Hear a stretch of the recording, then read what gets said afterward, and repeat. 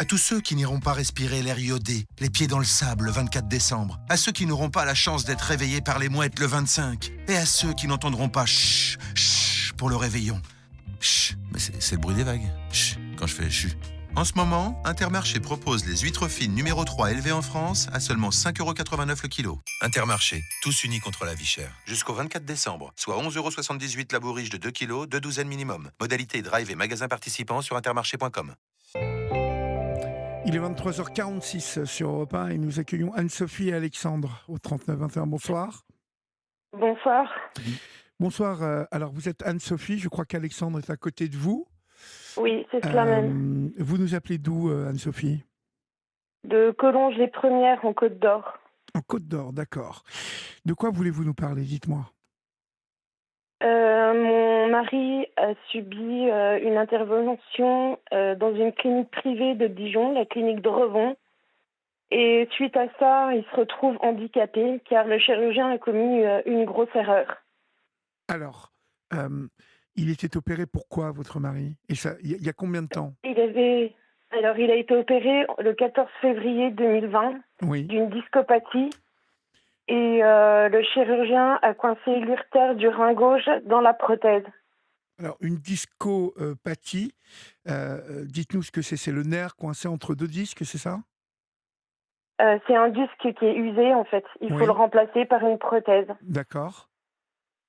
Et en fait, à ce moment-là, le chirurgien a commis une grave erreur, c'est qu'il a coincé l'urtère dans la prothèse. Alors Et ça, le rein, à ce jour, ne fonctionne plus. alors ça, je Il suppose n'est que pas branché. je suppose que vous ne vous en êtes pas rendu compte tout de suite. Racontez-moi un peu comment ça s'est passé. Sortie Tout à de fait. sortie de l'opération, comment se sentait Alexandre ? Alors déjà, l'opération, au lieu de durer 2 à 3 heures, elle a duré à peu près entre 5 et 6 heures, voire plus. Il était très faible quand il est sorti du bloc opératoire, mais bon, on avait confiance au chirurgien, donc il a très vite remarché. Et quand il est sorti de la clinique, il avait de la température. Mais pour eux, c'était rien, ça allait passer. Oui. Et en fait, ça s'est dégradé dans les jours qui ont suivi, où un soir, il a pris de grosses douleurs sur le côté, à ne pouvant plus marcher. Enfin, il hurlait de douleur sans arrêt malgré des antidouleurs assez forts. Et il a été hospitalisé. Et là, ça a été une longue période de scanner, d'échographie, etc. Et là, ils ont découvert qu'il y avait un gros problème. Alors, comment ont-ils découvert ? Ils ont fait des radios et tout ça, ils ont découvert ça ? Ils ont envoyé un produit de contraste pour voir exactement si le produit remontait normalement. Oui. Et en fait, il bloquait au niveau de la prothèse. Il ne passait pas. Et donc, ils ont fait une intervention en urgence pour aller sonder, pour voir ce qui se passait. Et en fait, ils se sont rendus compte qu'ils ne pouvaient pas passer la sonde puisque l'urtère était bloquée. D'accord. Donc, oui. Et c'est une erreur, ça ? C'est une erreur commise par le chirurgien ? Oui, à ce jour, on a 2 expertises médicales qui montrent comme quoi il a commis une erreur lors de l'opération, ainsi qu'une infection au bloc opératoire. D'accord. Donc, comment ça se passe dans ces cas-là ? Dites-moi, comment est-ce que vous avez réagi, vous ? Alors moi, très très mal, puisqu'à ce jour, je suis en dépression. Je suis malade également, j'ai une maladie dans le sang, donc c'est très compliqué. Et de voir le père de mes enfants réduit, puisqu'il est branché H24 à une néphrostomie, d'avoir le regard des gens qui est sans arrêt sur vous, on est montré du doigt en permanence. Et tout ce que ça a engendré, parce que là, on est en train de perdre notre maison et la voiture. Parce que il faut savoir qu'Alexandre a subi une réforme abusive de la part de la SNCF. C'est-à-dire ? Et donc, en fait, si vous voulez, il était en arrêt longue maladie. Il devait reprendre après son opération, mais comme il y a eu des complications, il n'a pas pu reprendre. Mhm. Et en fait, la SNCF l'a mise en réforme sans l'avoir vu au préalable par le médecin conseil. Et à ce jour, il est comme s'il était en retraite, en fait. Donc, on a 2 procès en cours. On a le procès contre la clinique et le chirurgien, et ainsi que la SNCF. Oui, donc vous êtes en guerre, quoi. C'est cela même. Et comment ça se passe, ça, toutes ces procédures? Comment vous avez l'impression que C'est c'est lent, c'est très déjà? éprouvant, c'est très long. On a l'impression de se sentir pas écouté. On a commencé à médiatiser parce que moi j'ai protégé Alexandre et mes enfants parce que voilà, c'est mon rôle, on va dire. Et c'est moi qui médiatise. J'ai monté un groupe sur Facebook qui s'appelle Soutien à Alexandre, où on montre tout ce qui se passe, on montre les procédures et j'en passe, en sachant que le 4 janvier, on passe en assignation référée, le côté médical, et le 24 janvier pour la SNCF. D'accord, donc ça va approcher, ça, maintenant. Ça approche, mais en attendant, là, on est en train de perdre notre maison, on n'arrive pas à joindre les deux bouts, ça devient de plus en plus difficile pour nous, en fait. Parce que là, en fait, vous me dites que vous êtes en train de perdre votre maison parce que vous ne pouvez plus payer les traites. Qu'est-ce qui se passe? Il se passe que Alexandre, en fait, il n'a plus son salaire. Il a un salaire de mise en réforme, donc qui est largement divisé par 2, voire plus. Oui. Et que il touche le pôle emploi, mais voilà, on va pas loin. Et moi, je touche la CAF, donc c'est très compliqué. Et il y a des dettes, on a voulu suivre une procédure d'une assistante sociale. Il nous disait d'aller en Banque de France, de mettre le dossier en Banque de France, sauf que il s'est passé des choses et que on pensait pas qu'elle est mise en référé, enfin pas en référé, mais en réforme. Et à ce jour, on ne peut pas payer les traites, on ne peut pas payer ce qu'on doit, et là on est en situation d'urgence. Oui. Vous êtes en pleine chute libre. C'est cela même. Comment ça peut s'arranger, tout ça? Vous pensez pouvoir gagner le procès que vous faites au chirurgien? Oui, parce que les expertises, il y a quand même 2 expertises différentes qui ont été vues par différents médecins, et elles montrent réellement la même chose. Elles montrent et l'infection au bloc et l'erreur de ce chirurgien. Donc on se dit que là on a les cartes en main, que on va dire que du positif pour nous. Et on essaye de prier chaque jour pour que ça avance, et qu'on voit le bout du tunnel, mais pour l'instant c'est très compliqué. Je vois que vous êtes en litige avec la Banque de France aussi. Qu'est-ce qui s'est Oui. passé avec la Banque de France? Alors en fait, on a donné notre dossier avec les dettes qu'on avait, le Oui. commencement des dettes.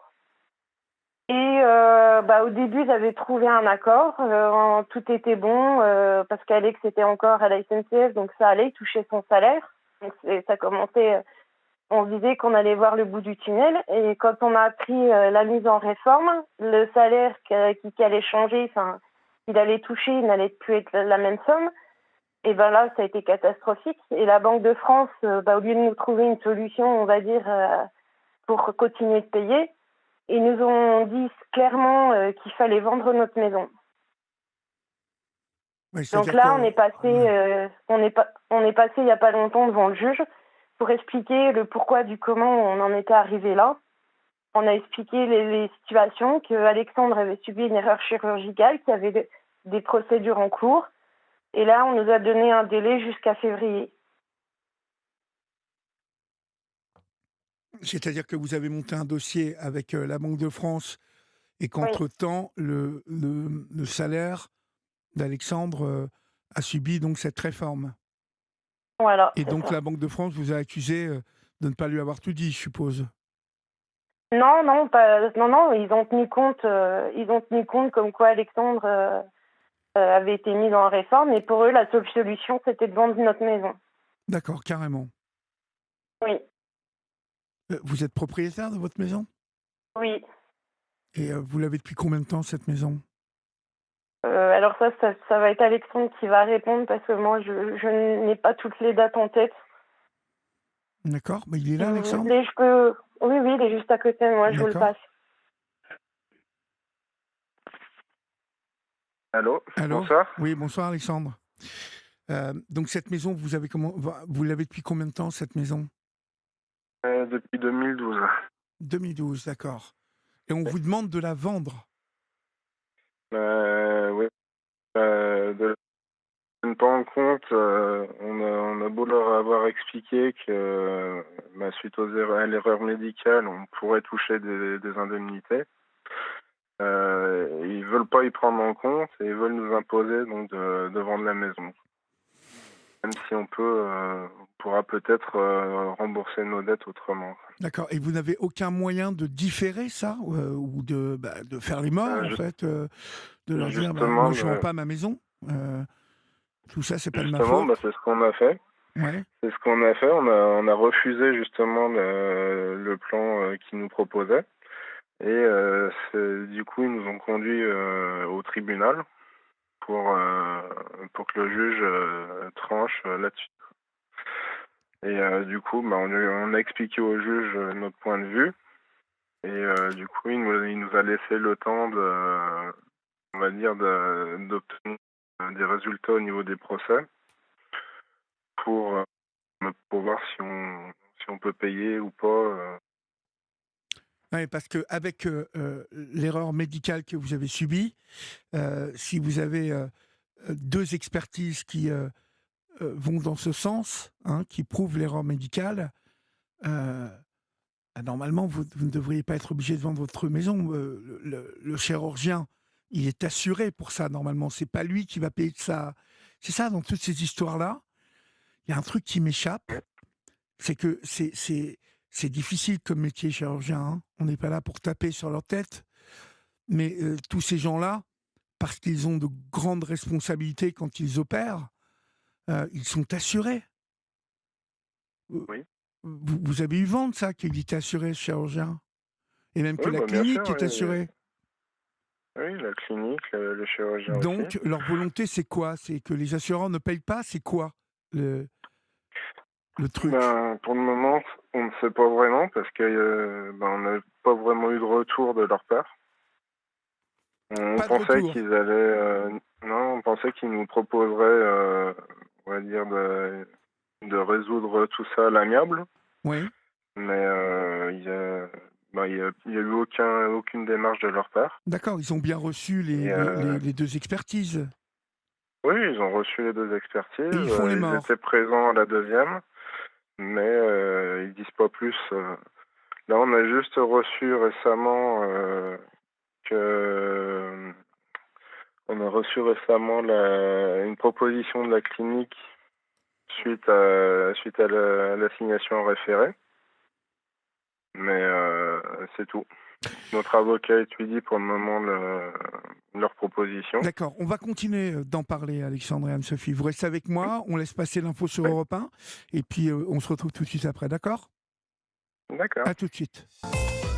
Il est minuit passé de 4 minutes, vous êtes sur Europe 1 et je suis ravi de passer ces moments avec vous. Nous sommes ensemble jusqu'à 1h du matin et vous pouvez composer le 39 21 ou nous écrire comme vous le faites comme tous les soirs au 7 39 21 suivi du mot nuit écrit en lettres majuscules, suivi dans l'espace. Nous sommes avec Anne-Sophie et Alexandre qui vivent ma foi une mésaventure suite à l'erreur médicale dont Alexandre a été victime, car il a été opéré en février 2020 d'une discopathie et puis malheureusement il semble qu'il y ait eu des complications et que le chirurgien, ça ce sont 2 expertises qui semblent le dire, que le chirurgien ait commis une erreur.